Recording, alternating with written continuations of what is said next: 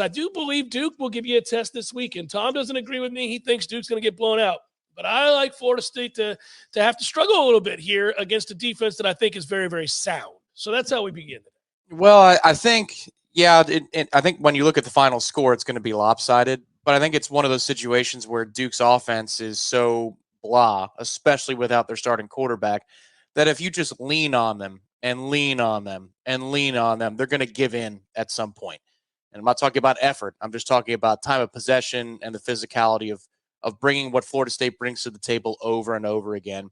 I had a chance ahead of a feature that I'll write for tomorrow on warchant.com to look more in depth at the Notre Dame-Duke game. And that was an interesting one because Notre Dame scores early. It's a sloppy game. Like Notre Dame in the scope of all of those big matchups they had, Ohio State and Duke, and then the Louisville where they get smoked, and then USC. This was a slop fest for Notre Dame. The entirety of the first half, I think every single one of their possessions was marked by some sort of penalty, and it puts them behind the chains. But here's where Duke gets credit. If you do get behind the chains, Duke does a very good job of getting off the field. Yes, they do. But what it's going to force us to do, and that Notre Dame didn't do a really good job of consistently in that, eking out of a win over the Blue Devils, was the hidden things, the little things. I know that's a big part of the acronym CLIMB, right, is the little things. But falling forward for a hidden yard or two on a run, diagnosing and communicating with whatever front that Duke is going to bring to the table. It might be four-man, but they love to do a lot of twists and stunts the way that our defensive line likes to do twists and stunts. So making sure your communication with the front five is okay and they play as one. That you get the ball out on time when somebody's open and you take that 4 or 5 yards to get into a 2nd and 5. Like all those little things are going to add up for FSU's offense in this game. But the one thing, you go to Clemson, and the one thing that you would point out is red zone inefficiency from Clemson. It was historic how bad that they were. They ran between the 20s like nuts. The one thing I look at with the Notre Dame game against the Blue Devils, Notre Dame doesn't have any receivers. None. They've got a tight end who is awesome and nothing else. And Duke is in one-on-one on the perimeter. In a matchup with Florida State, Jordan Travis will take those one-on-ones. We know that all too well. But Duke has not seen a set of wide receivers as skilled as they're about to see on Saturday night. And I want to see how that changes the dynamic of how their defense, which is very good, matches up against Florida State. Yeah, Notre Dame wants to run the ball. They want to bludgeon you. They want to throw off a play action. They want to hit their tight end. They want, obviously, the opportunity to get you in second and medium and then kind of hit you from there. And Duke did a real good job of understanding that. I think one of the things the reason I keep bringing up the challenge, look, I like Florida State to win the game. I like Florida State to cover the game. I think if we're talking about wearing a team down, that's a little bit more of an apt descriptor as opposed to just saying, like last week, you guys know, I was very dismissive of Syracuse. I don't think Syracuse is any good at all. I don't think there's a thing about that team that I respect. I don't even think their defense is good. I'm tired of people talking about it. Their defense is not good. And they're going to continue to give up a ton of points. So they're just not good. And I don't think that about Duke at all. I think Duke is fundamentally sound, and we're not always real good on first down. So that is a recipe for disaster. If you're going to suck on first down, you're going to be in 2nd and 10 and 2nd and 8. We don't run the ball consistently well against really anybody. So especially not in obvious run situations or in standard run situations. So I just think you could be behind the chains a lot, and that is disconcerting. I also don't think Duke's offense is going to move the ball, so I'm not going to worry about it as much. I think Duke will be physical, very physical. You'll have to match that. I see no reason why Florida State won't match that energy. Florida State, 7:30 game, primetime game. This crowd will be going nuts. They'll be excited. So the energy is not going to be a problem. Duke has their attention. Like I said, it'll be physical. So that gets your attention early against anybody that shows up on film as physical. I just think that in terms of execution, we've watched Florida State have these moments this year that frustrate us to no end. I think you're going to see plenty of those moments in this game. Yeah, I don't know that you'll have as many pre-snap penalties as Notre Dame brought to the table, and that game also featured a few missed field goals in the first half. It was one of those where Notre Dame is controlling it, but they're not running away on the scoreboard. And so what happens? Duke gets to creep in, and we saw that against Boston College for Florida State. Like, you get it; those things can happen, especially when you're on the road in a primetime environment. You let the home team, hang around. And it's the biggest game in their program's history, or since Steve Spurrier, at least, right? Yeah. 30 years. So you could see how there's a recipe for something along those lines.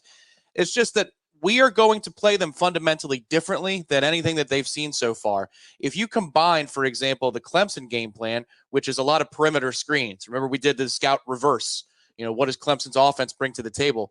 Well, they did a bunch of bubbles and outside looks, and that spreads the defense out wide, and they were able to run up the gut or run off tackle or do whatever they wanted to do with a two-back set.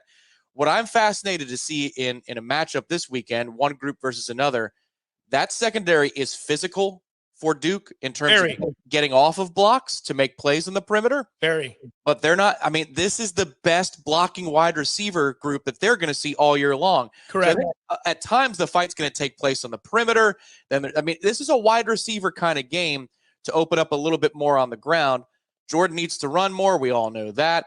But then the style of runs, too. This defense is way too quick if you want to run counters. Like Notre Dame runs that stuff really good, gap scheme stuff, and Duke was very alert at stopping that. So Notre Dame stopped doing it for the most part. So we've been trending in that direction where our bread and butter from last year is not exactly what we're running a bunch of this year. This is it's a very different style of matchup than Duke has seen this year. So I'm looking forward to seeing what the offense does. It's a strange game. I think if we try to bully Duke, we will not be able to. And that's why, I'm talking about running the ball on first down. I don't think we're going to be able to do that. I think what you have to do is bully them in another way, and you just alluded to it, and it's a smart way to do it. Bully them with your wide receivers. They don't match up well in terms of size and athleticism. Nobody does against Florida State at wide receiver. Nobody. We have too many big receivers that are willing to put their hands on you. So this is the great distinct advantage Florida State has against every single team they play. That included LSU. That included, to some degree, Clemson. I think it includes anybody they'll play in the future. I've got grown-ass men who are willing to put their hands on you on the outside.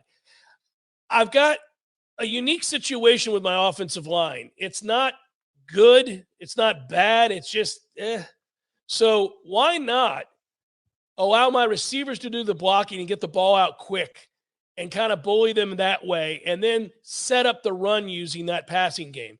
That's the way I think we should play it. I just wonder if we're pig-headed enough or too pig-headed to do that. I think sometimes we want to do certain things that we're not all that capable of doing against certain teams, and then only after they prove that we're not capable do we go back to this thing that we know we have an advantage in.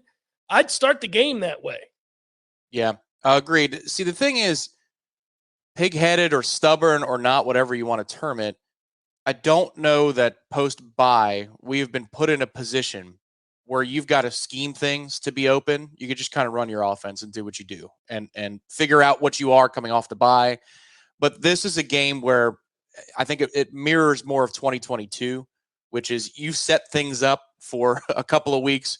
You've put things on film in order to set up shot plays. And this is, in short, Mike Norvell has already shown you that he will disrespect an opponent based upon the perceived threat. And I don't think this is one of those that's going to be disrespected. I think this is one that's going to be schemed for, because you've got Wake and Pitt following this game. So this is one that you circle and say, all right, if you've been setting something up for weeks or this whole season to play off of it, you break it out this week again. Yeah, this is a good point by you, Tom. I think that's absolutely true. It's a coach's game. I really want to see how Mike does here. I've often lauded Mike and this staff for being prepared in these bigger games and these bigger moments to have a little something for an opposing team that maybe they haven't seen before, or something that's unique in that given week. Florida State has a core set of things they want to do, but we, again, talked about week to week last year how impressive it was that they could be this kind of team one Saturday and another type of team the next Saturday. This is one of those Saturdays. This is one of those days where let's see what you got, Mike. And I'm always, and I say that not cynically. I say that as in I'm looking forward to it, because I agree with you when you watch it's not the tape because we don't have the coach's tape, but if you go back and watch the games, and you have and I have, and we watched them in real time, we watched them a second time, they are setting stuff up. There's no doubt that he's setting things up. And I think it's because he realizes the second half of this season is more difficult, oddly, than maybe we expected. Duke is going to be a more difficult game than we expected. I have a feeling if Miami hasn't quit yet, they have the defensive personnel to make that difficult. Florida's probably not going to quit when we face them down in Gainesville, and then whoever you play in the ACC championship game. So you've got 4 teams, 4 games from a personnel standpoint, a physical standpoint, where you've got to outcoach a team and utilize your skill set and the skill athletes that you have, which are better than most teams in the country, to varying degrees in each of these games. You can't just line up and do whatever you want. You can line up and do anything you wanted against Southern Miss. I would argue to a certain degree you could do that against several teams we faced this year.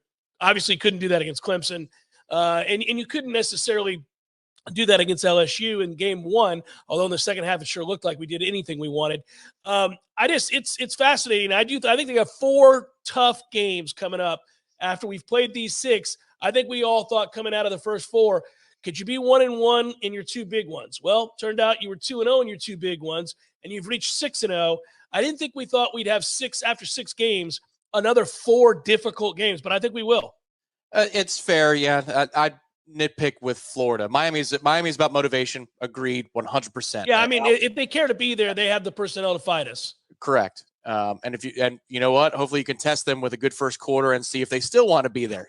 Correct. And if they get blown out this weekend by Clemson, they may not want to be there. So you may not have to worry about it. Yeah.